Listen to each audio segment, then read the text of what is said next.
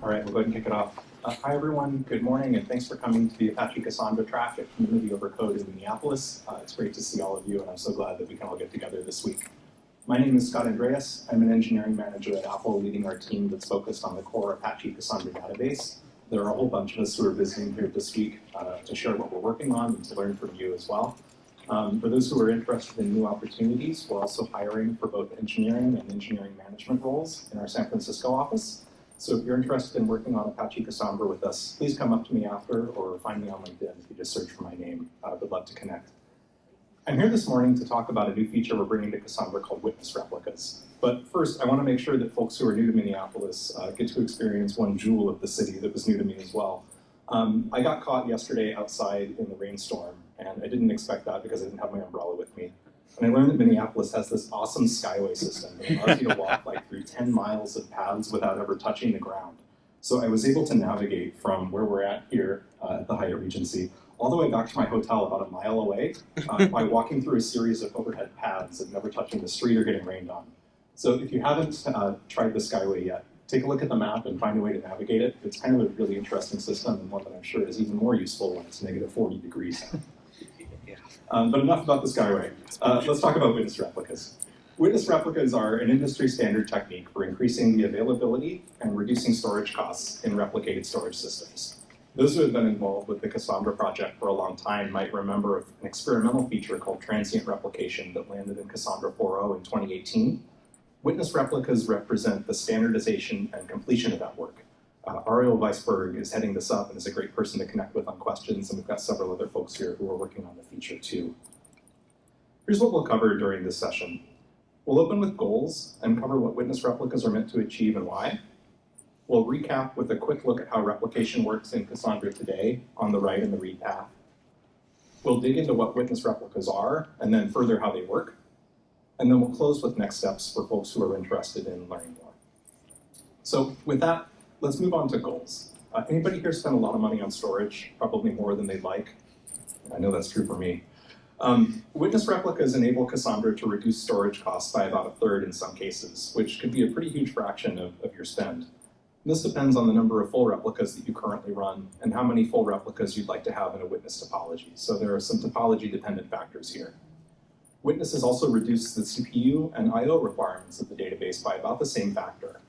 The database only needs to consult one durable copy of data on disk to serve a read and has less deferred maintenance cost through compaction and repair on the write path, which helps the database out too.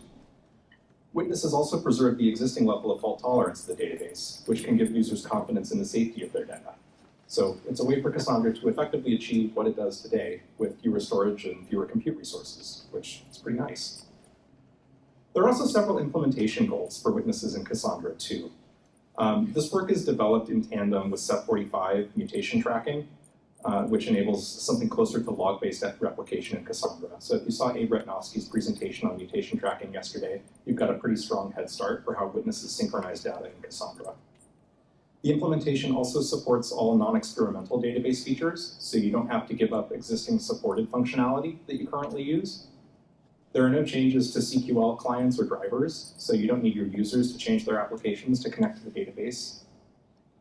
And finally, the implementation will remove and replace the existing incremental repair-based implementation of witnesses called transient replication, which we're really excited to finish and finalize.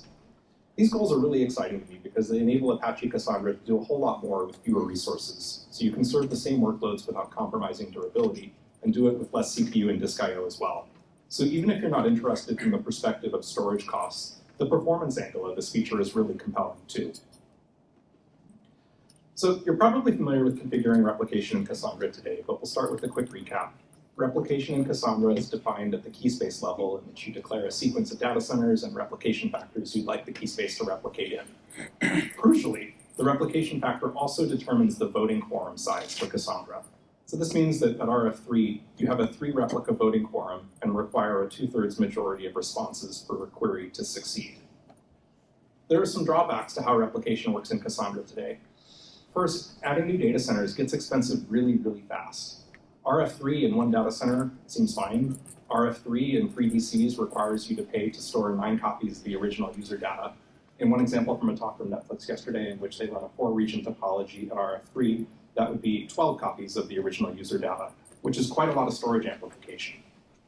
Second, there's tight coupling between the replication factor and the quorum size in Cassandra today, which means that you can't expand quorum sizes flexibly to achieve better availability. So let's say you wanted to expand the voting quorum to 5 participants to achieve greater availability or to be able to survive the loss of 2 machines, but doing so would increase your storage costs by 67%. That's a pretty sharp cost gradient. For those who deploy Cassandra on replicated block storage, like on major cloud providers, these block storage systems often replicate internally at 2 to 3x themselves, which produces even additional storage amp that might be hidden from you, but represents additional copies of your user data that exists somewhere in a data center on flash on Earth. So 3 copies, 3 DCs, 2x block level replication multiplies out to 18 copies of your original data. The story here is that with Cassandra today, it's very easy to end up with a dramatic surplus of replication, and you're probably paying for every cent of it. So since we're rethinking some aspects of replication, let's zoom out to look at replication in the abstract for a minute. There are a lot of ways distributed storage systems replicate data. Some of these include approaches like log-based replication, in which replicas consume a common log. Postgres is a really good example here. Chain replication is a mechanism in which replicas pass data to each other in a chain. So replicas will pass writes from the head to the tail, and readers reading from the tail can be guaranteed strong consistency. Storage systems that replicate using erasure coding store and retrieve Reed-Solomon encoded chunks, which push storage requirements to an extreme lower bound, but at higher computational costs to store and reconstruct. And of course, witnesses, which are a hybrid mechanism between log-based replication and majority quorum that separate voting from durable storage. One idea here is that as we're starting to rethink how replication works, it's useful to look at other systems and rethink whether how it works in Cassandra today is really how it should be. So that's a lot of primer on witnesses and approaches. What is a witness replica? Witnesses are lightweight replicas that only participate in voting based on the ephemeral data that they store for a bounded period of time. They also don't store a full replica of the data set for a range. Witnesses only store writes that are awaiting acknowledgement from the durable replicas for a range. So they only need to store the data as long as it hasn't been replicated to the full replicas. This means that witnesses provide a mechanism that can allow you to both reduce storage costs by reducing the number of permanent durable replicas and to improve availability by adding additional voters to the quorum. And finally, they're not something exotic, custom, or weird, or something that Cassandra is doing ourselves that nobody else in the industry is doing. Witnesses are an industry standard approach that are both used by Google Cloud Spanner and by DynamoDB. I do think they're pretty under-discussed in literature, and you don't hear quite as much about them, so they are something that I would love to see more people publish on and write about. And if you don't believe me, take a look at their docs. So here's an example from Google's docs on Spanner. In Spanner, witnesses act like log replicas that vote on accepting writes, but they only replicate the log until it's been applied to durable storage. So in Spanner, witnesses are primarily used in multi-region deployments and vote on writes, but they don't participate in the read process. We'll see the same multi-region approach in Amazon's docs in a moment as well.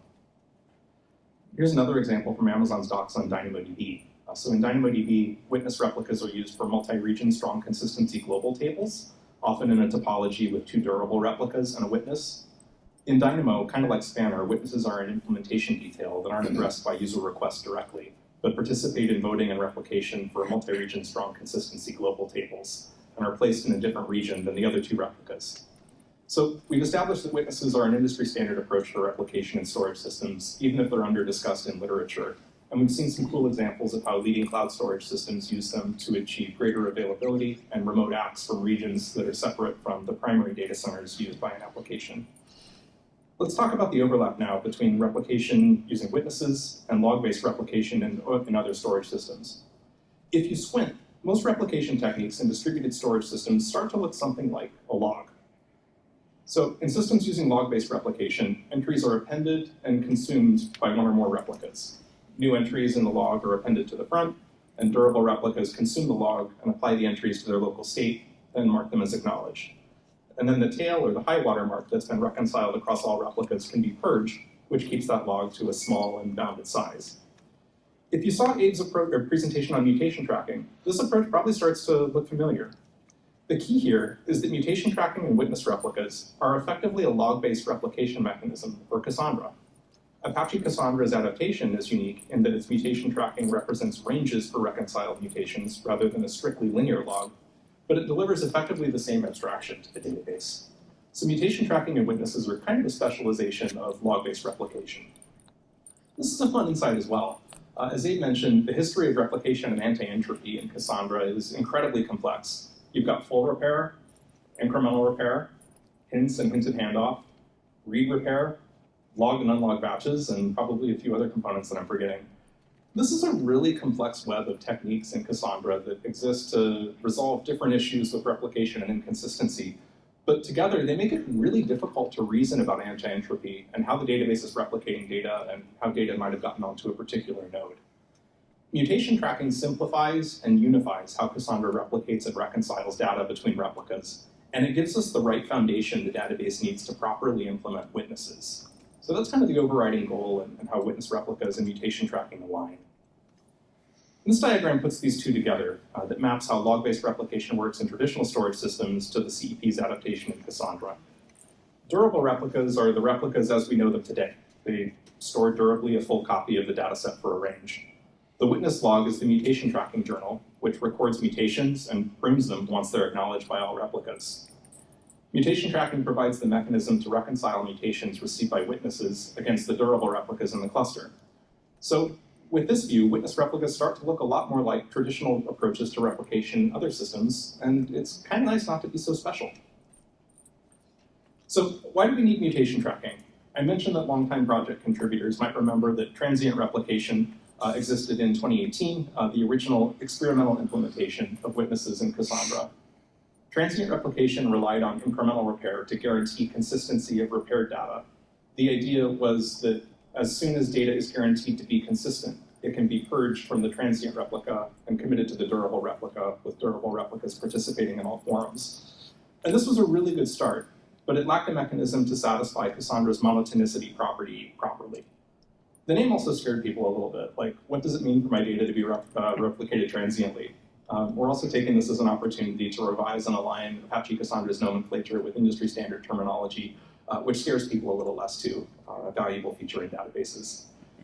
But branding aside, the main implementation challenge was that transient replication, as it was originally designed, couldn't guarantee that read atomicity. The core, or monotonicity rather. The core idea of read monotonicity is that a write once read must always be returned to future readers.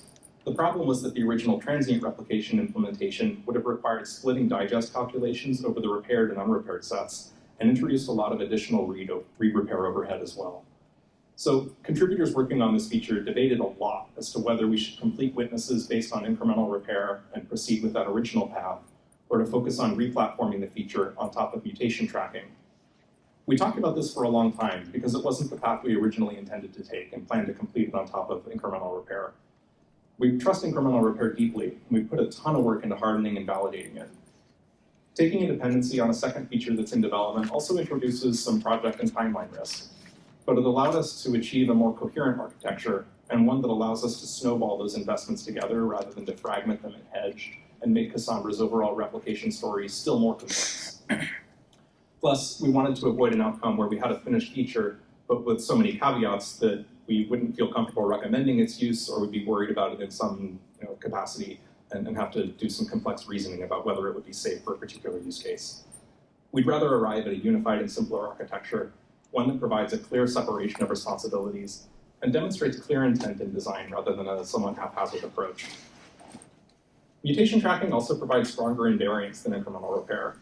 Its reconciliation process provides a guaranteed ordered lower bound of synchronization across replicas and mutation level guarantees as to what's been committed to durable storage as well. It also provides guaranteed atomicity of mutations.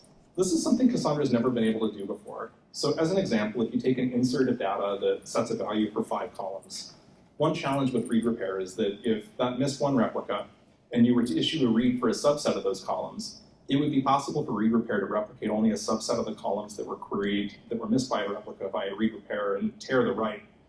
If you're reading and writing at quorum consistency levels, this shouldn't be a problem in practice for the user. But if you have processes that read at lower consistency levels, they might find themselves reading data that shouldn't be able to exist in a torn state.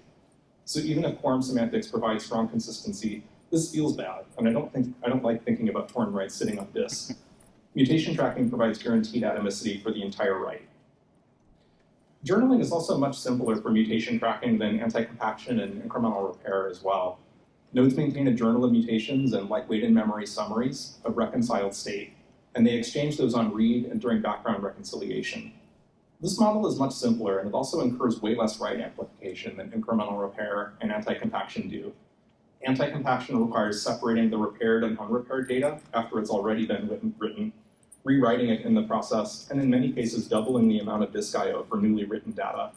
That's a lot more write amplification, and it also makes things like backups more complex as well, because you create new intermediate SS tables that also have to be uploaded to your object store, increasing network costs, increasing storage costs, and object storage costs as well. So if we reduce the write amplification for storage, we can also save a whole lot of I/O and costs elsewhere too.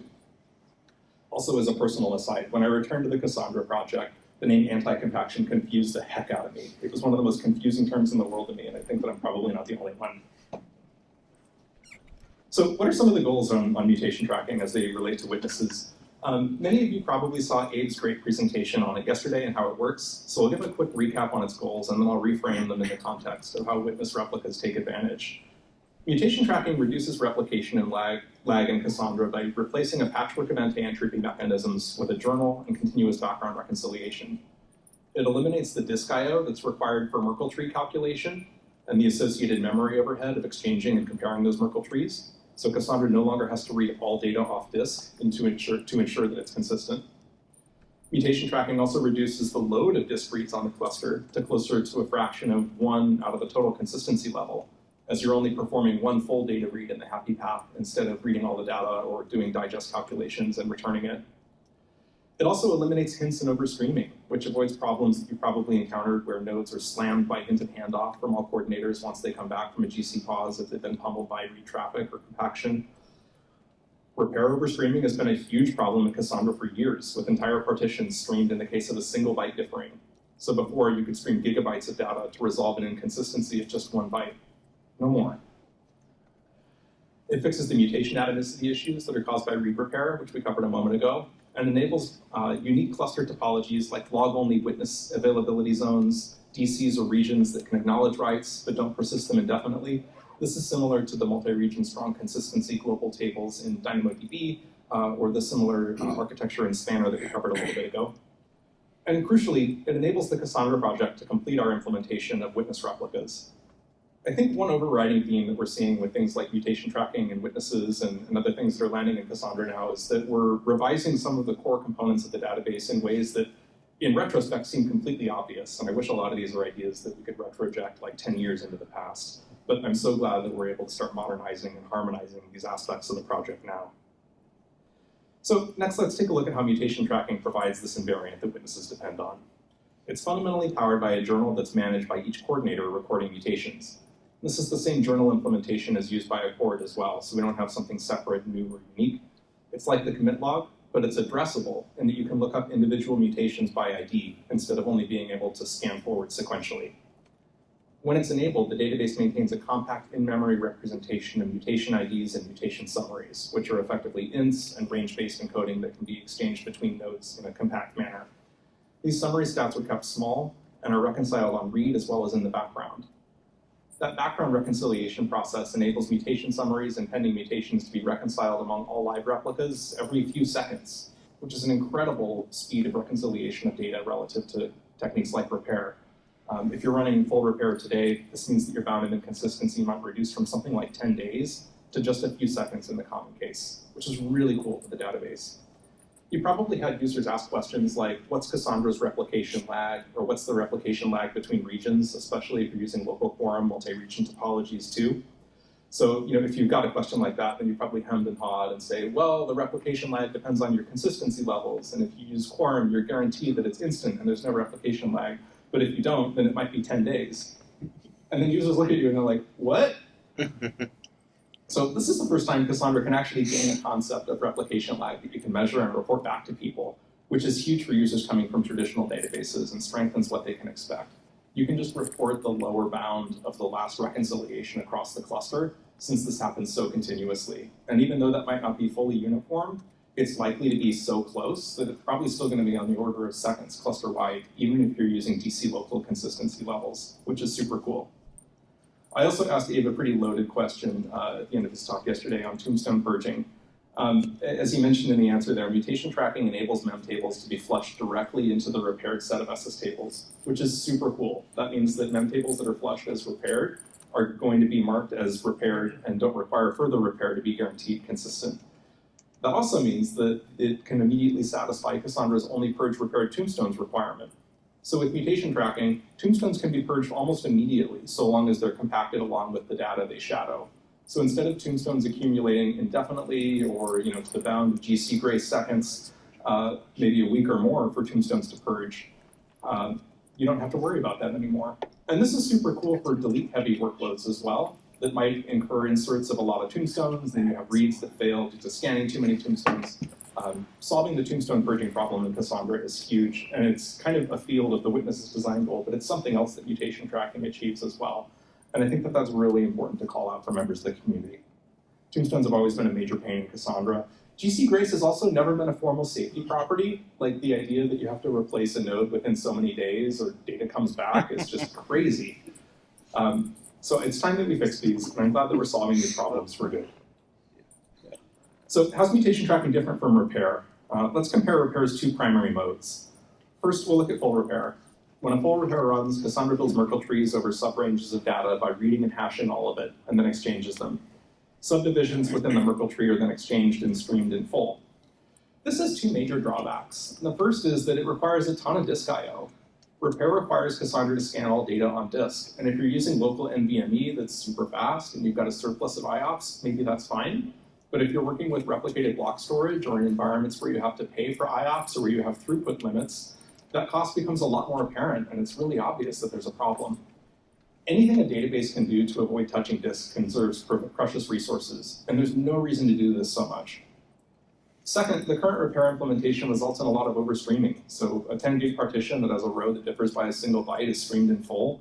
This drops 10 gigs of data into L0, then it has to be compacted and merged together into the LSM.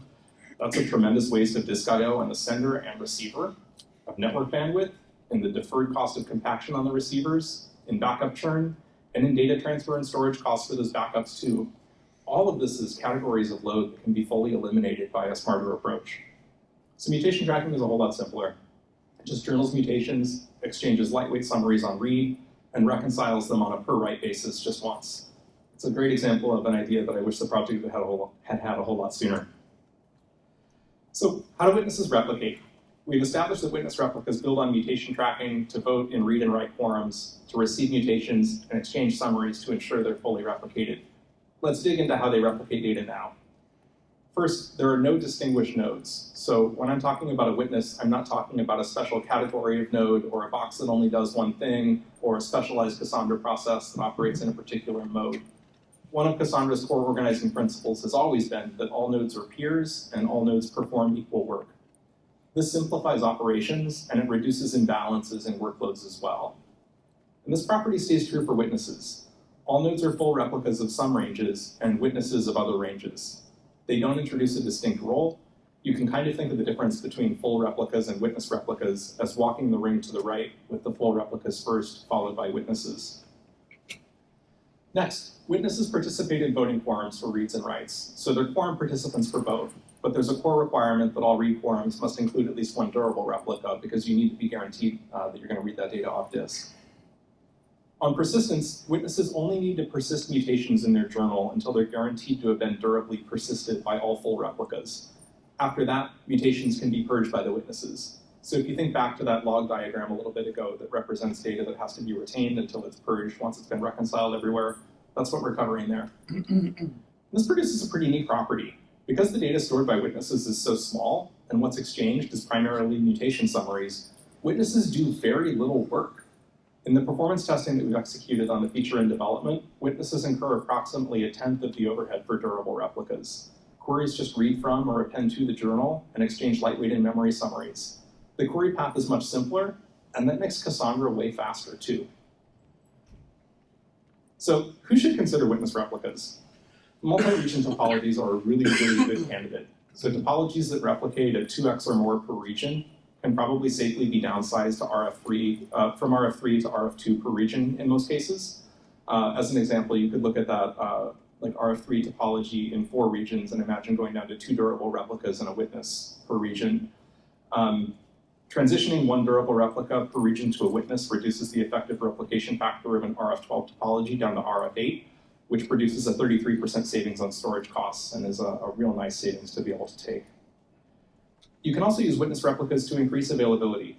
Witnesses enable operators to increase the size of voting quorums without increasing storage costs, which is a nice property to be able to take advantage of. They're also a great approach to reducing storage costs in lower RF topologies where you might be deploying on replicated underlying storage. So as an example, if you're deploying on a hyper-reliable replicated block store with a very, very low annual failure rate, you might consider decreasing your durable replica count to RF2 plus a witness in some cases, if that's something that works for your topology. Finally, we saw in the Google and Amazon docs that witnesses can enable flexible topologies in which you have a region that participates only as a witness. You can imagine the idea of flexible satellite topologies that create witness-only AZs or witness-only regions that perform transaction acknowledgement but don't require full participation or sizing as durable replicas. This is an interesting new direction for Cassandra to consider as well for folks who would benefit from a transaction authority that acts in a remote region to acknowledge those rights. So I hope this has been a useful walkthrough on how witness replicas are designed in SEP 46, as well as background on how they build on mutation tracking in SEP 45. If you'd like to learn more or get involved in this work, there are a few references on where to head next. SEP 45 and 46 are your keywords in ASF Confluence for these 2 proposals. If you're not in ASF Slack, ask anyone in the room to send you an invite. Anybody here should be able to bring you in and join Cassandra Dev. Finally, you can also connect with folks who are working on witnesses and mutation tracking right here at the conference. Some of the folks who are most active on this work are Ariel Weisberg, Blake Eggleston, Abe Retnofsky, and a bunch of other folks who are here in this room today. And finally, as a reminder, we're currently hiring both engineers and an engineering manager to join our work on Apache Cassandra in San Francisco and open source. Which is my home and my favorite city. So if you're interested, please catch up with me or find me after on LinkedIn. I'd love to connect and share more. We're a little early, but I wanted to leave some time for discussion and also for corrections from folks who are working on this, as I'm sure that there are some things that I've misstated. So if you're curious, we've also got time for folks to ask questions of myself and of members who are contributing to this effort. With that, I'll open it up to questions and for folks who want to ask more.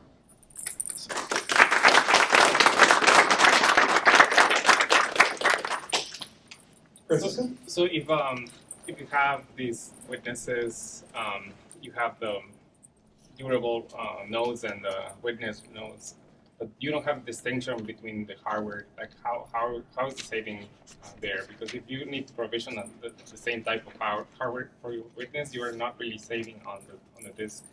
Great question. The key there is that every node is still exactly the same. It's just going to be a full replica of some ranges and a witness replica of others.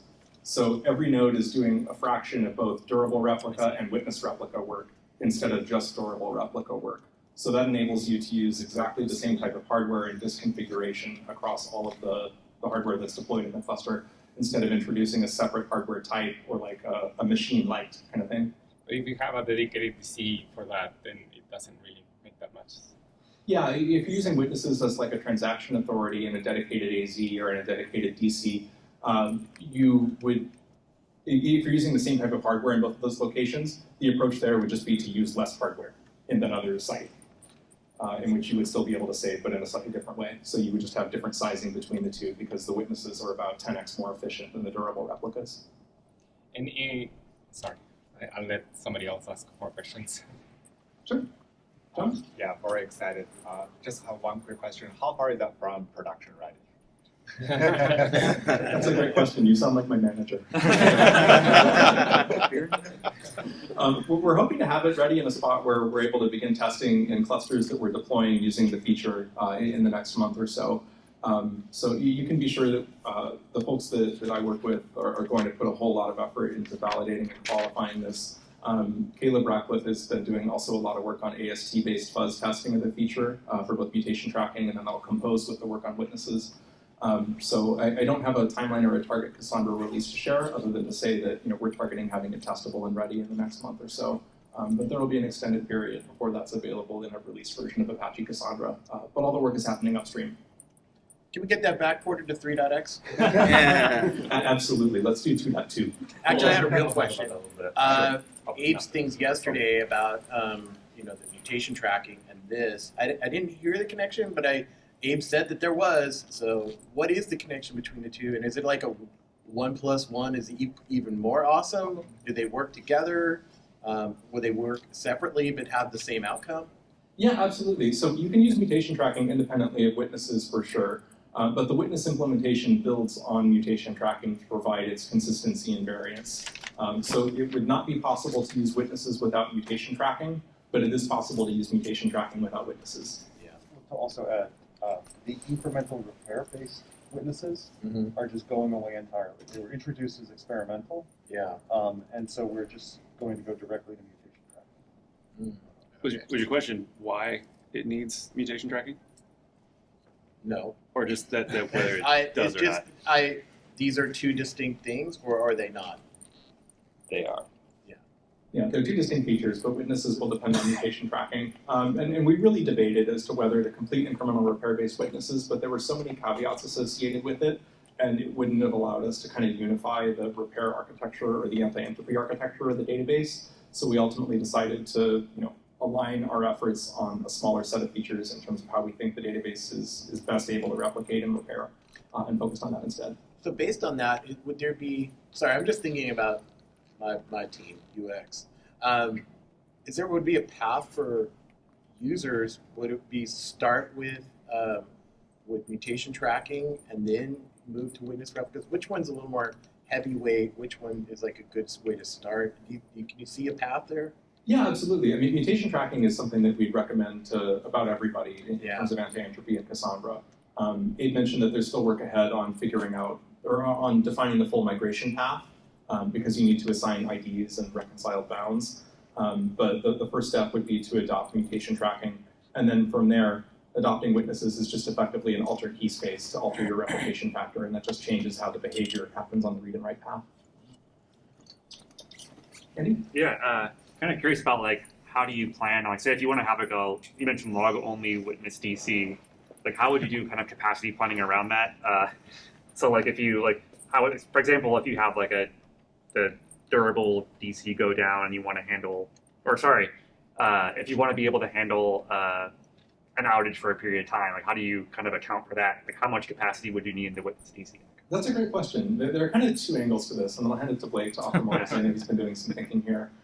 What I would say is that there's usually a scale factor in terms of the efficiency or load, and we've observed that to be roughly 1/8 to 1/10 in terms of the CPU cost of query handling. So you can kind of take the QPS that would be served by the primary region and then divide it by 8 or 10 to figure out the CPU requirements. The storage requirements are going to be based on the amount of mutations you want to be able to store in a journal prior to having to effectively rebuild, or how long you want to accumulate those. So I would think of that in terms of commit log throughput or write throughput. It's a function of throughput and time you want to be able to handle. Yeah, you need runway for Gotcha. Yeah. Blake, any more you want to add there? I think you covered most of it. I think the scale factor we observed is actually a bit better than 1/10. It's probably maybe better, closer to 1/20. Wow, 1/20. Yeah, it's pretty lightweight, but Nice. but yeah. And then the disk question is just a question of how long you want it to be able to survive before you need to fall back to a single DC. Sure. And I guess once you fill up that buffer, you basically just start throwing errors. I guess you're just running out of disk today. Yeah, exactly. Yeah. Cool. A question over here? Yeah, I just want to build on top of that. In what scenarios would the DC failover, apart from the DC failover, would you see the satellite topology being used? What benefits would you get out of that? Sure. I think what I'd say is that my inclination for Cassandra is always to prefer active-active topologies where possible. So it's not a case where I would look at running a topology like that by default.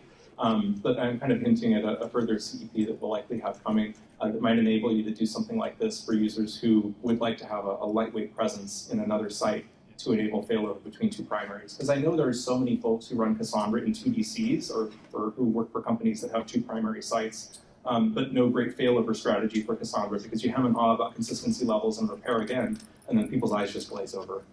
So this might be an approach that allows for a lightweight remote arbiter that would allow you to achieve a similar failover goal.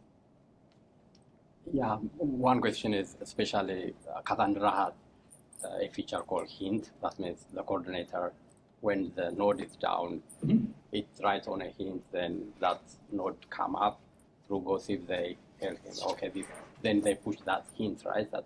So does this one replace that part of feature, or? It does, yeah. So instead of hints being accumulated by coordinators all across the cluster, instead the replicas that are coordinating writes for a particular range would record those missed mutations in their local mutation journal. And then as they become available again, they would exchange those mutation summaries or perform background reconciliation to replicate those. So you don't have hints that are being stored throughout the cluster. You don't have hinted handoff behavior where you're slamming replicas as they come back up from all the coordinators. You don't have complicated tuning to do on like hinted handoff throughput limits to avoid getting slammed. All of these are really complicated knobs that Cassandra has always had and never a great way to tell people how to use them. So all of that just gets replaced by the mutation journal instead. The idea for this to eliminate Merkle tree repairs? That too, yeah. There's not a need to scan all data on disk to be able to build that Merkle tree. There's not a need to have that Merkle tree remaining in memory on heap.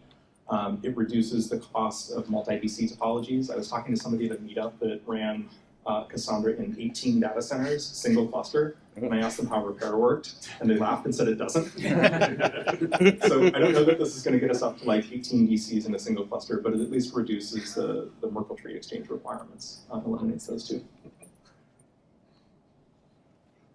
Yeah. At the beginning, you said that there was a dependency on the new log that's associated with Accord. Is that the only Accord dependency for this feature? Okay. Yeah. So Accord just has a compact journal that's sort of like the commit log, but it's addressable. Yeah. And that's really the only difference there. It doesn't require enabling Accord. It just uses the same code as that journal. Thank you. Yeah. Chris? Would you backport it if we said please? It depends on who you say please to. I think it's going to be tricky, if I'm chiming in, because journal, right, is Accord dependent, and like some of the things are going to be really tricky to extract. I mean, I'm not saying that it is impossible, but it will be very difficult to backport it to 5.0, almost impossible. I would say, but you need I to mean, start mailing potatoes immediately. It needs complicated. I think my default orientation is to focus on making newer versions safer and easier to adopt, and to focus backports on things that are legitimate bugs or major operational pain points, but major features are tougher to backport. Francisco? So when a durable node fails, do you stream data from like the other durable node to the replica, or? Oh, that's a great question, yeah. Abe or Blake, would you want to take that? Durable node fails. So if you do a replacement, you mean? A host replacement? No, not replacement. Like, what's the failure scenario for that case if you have like one node failing, like one of the replicas fail? One of the durable. Yeah, it would be like if a replica failed today, you need to replace it and stream data from the other replica as well as the accumulated logs of unreconciled data. And they'll bring it up to date.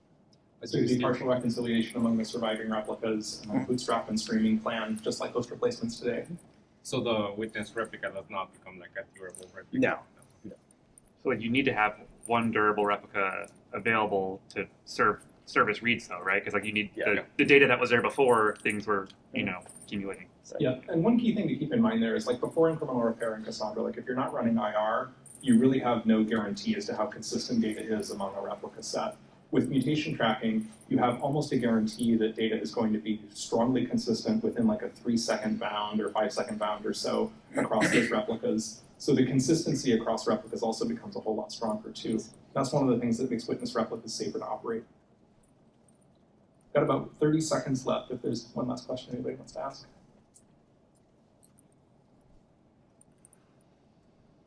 Cool. Well, for folks who are curious, we'd love any further engagement on this. Please feel free to ask questions in ASF Slack. Reach out to us here at the conference. Would love to talk more. Thank you so much for coming this morning. Enjoy Minneapolis. Bye, Skyway. Rail.